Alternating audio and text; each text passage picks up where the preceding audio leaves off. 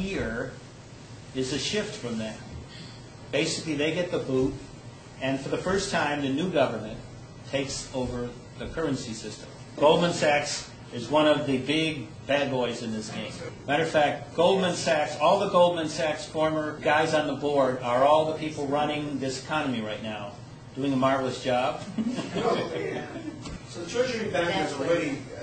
It exists right now, but it can't be announced yet until the other stuff happens. Things. You mean Obama is aware of that? They're all aware of it, yeah. They know what's happening. Because this is affecting the USA Corp. He's basically president of USA Corp. So he would know what's going on because the board of USA Corp, of which Goldman Sachs would be one of them, are getting very annoyed and upset about what's happening around them. So they're seeing the equivalent of, like, if you're a large corporation, of their basic ability to maintain the corporation's viability going down the drain. And that's basically would worry any board. Something fierce. That will be done, yeah, they have things together, but what we have to realize is look at it not so much as the specifics, look at the large picture. If we were allowed to go into details, we could be here all day just talking about the money stuff. He is a very smart man. He's a very opportunistic man. He is a politician's politician. He knows what he's doing, and he has a lot of luck because when you know what you're doing and you put your energy behind it, you usually succeed. So that's what he's doing. He's an incredible human being, whether you look at what he is as president, but as a person, he's an incredible human being. I really don't like when people put him down or anything. What we have to really understand here, he lives in our political system. He was so smart by himself that he got together a group of people around him and with his own abilities to create a concept that allowed him to become president. And then he's using that ability to maintain his presidency, but yet at the same time, what is he doing policy-wise? He's doing everything that USA Corp tells him to do because he's the president. He's not the dictator of USA Corp. He's the president. It doesn't matter whether you're white, black, Chinese, whatever. You're president of USA Corp. He's doing as much of what he can, like for instance with health care. The proper health care, if you were really trying to make a change, is single payer. It makes sense. It gets rid of the insurance companies. It changes the whole health care system from a profit system to a non-profit system. You said the proper way of health care is what did you say? Single payer. Which is what the doctors are fighting to the Well, half the doctors are fighting. Almost in my hospital. But how about you sending troops to Afghanistan? That's part of what USA Corp. One of the things USA Corp wants is to maintain this ridiculous war on terror. So what they have to do is do something like fight a war in Afghanistan. And you've got to remember what Afghanistan is noted for. It is the opium capital of the world. So we're fighting to maintain the opium fields. That's really smart. The World Trust is run right now by the Saint Germain Foundation, which is a very mystical organization. And it's been kept that way for a reason. And what the World Trust has is basically about 60% of all the money in the world. And it has about 50% to more of all the computer money in the world. So we're talking about gazillions of dollars. So this has this vast amount of money. Now this vast amount of money is now behind this change. So this is what Saint Germain did.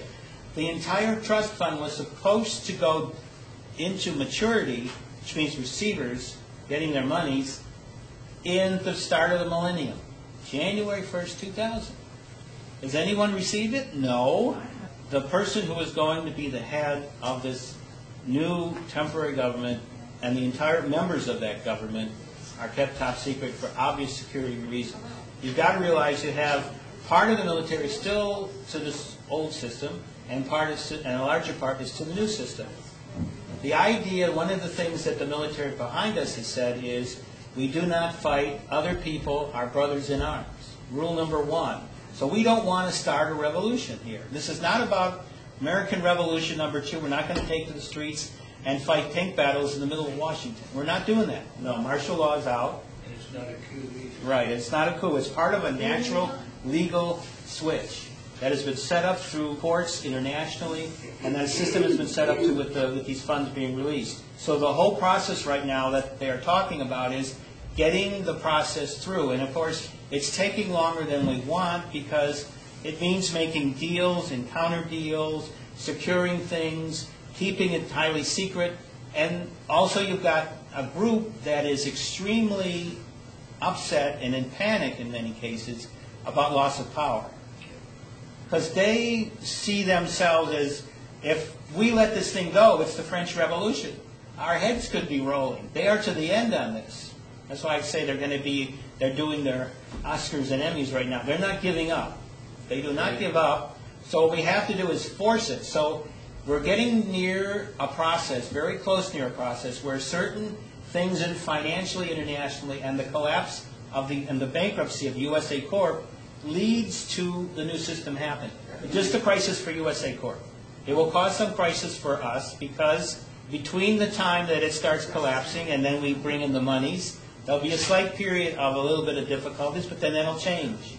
And when you realize the entire process that's happening, it's a short one. But after that, everybody will be in an abundant system. There'll be a new government. There'll be peace. And troops won't be fighting stupid wars in countries and places you never heard of before. And it'll be where the American people truly want it to be. Prosperous, democracy, sovereignty restored, our sovereign rights as human beings, individuals restored, our citizenship where it should be, and once again a government that really listens to us. I have really gone beyond worrying whether the dollar goes down to be worth 10 cents for 2 days or not. I really don't care. What I care about is that there's a giant shift in consciousness and a giant shift in our country that's positive and creates this new reality we're talking about. That to me is the important part. You could talk nitty-gritties the next 2 weeks if you wanted to, and worry yourself about what's going to happen during these 2 days or 1 day or an hour when this all happens. I really say, don't worry about it. And there I just throw in FDR's famous sentence from his first inaugural address: "You have nothing to fear but fear itself." Abundance for all of humanity, equality of all of humanity, health, healing, and well-being enjoyed by all of humanity, not some pharmaceutical poisonous-based depopulation strategy masquerading as healthcare. Full consciousness. He hasn't gotten into that because that's what continues. This conversation that Sheldan is on, this role, is about full consciousness. It's about the world, not a new world order, but simply a new world. If you resonate with the vision that you see of sovereignty, of freedom, of mobility, of communication, of kindness, is that the world you want to be in? It's up to each individual, all being created. And so having a NESARA that goes by the same acronym but means slightly something different makes sense to me, because there are going to be people who are creating those variations, but those variations are all valid. Question is the variation that you're hearing right here and now resonating with you and with your heart? Sheldan's website is paoweb.com. If you have any questions, comments, or suggestions for me, you can reach me at adam@talkforfood.com. Thank you for listening.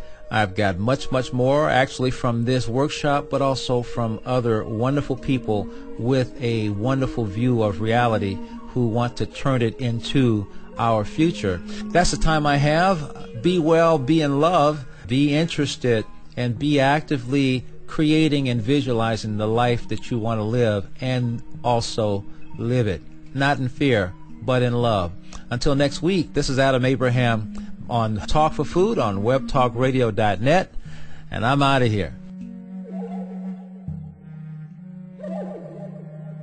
Talk for Food is a Philos MediaWorks production.